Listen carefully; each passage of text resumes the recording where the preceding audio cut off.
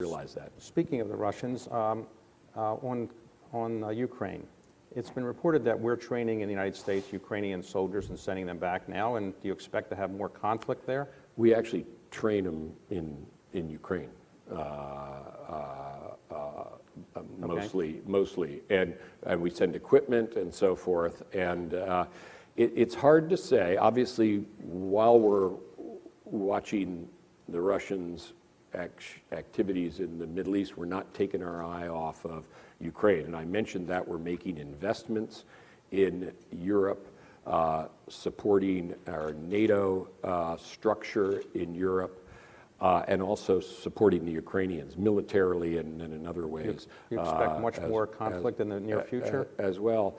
It's hard to say whether the Minsk Accords are not being implemented to the letter.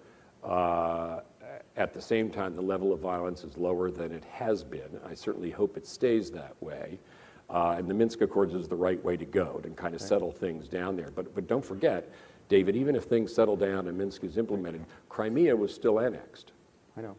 And so you've got to look at this conduct by Russia, and the rest of the Europeans do as well, and say this is an unwelcome development in European history. As I said in the speech, it's been a quarter century since we've had to be preoccupied with that.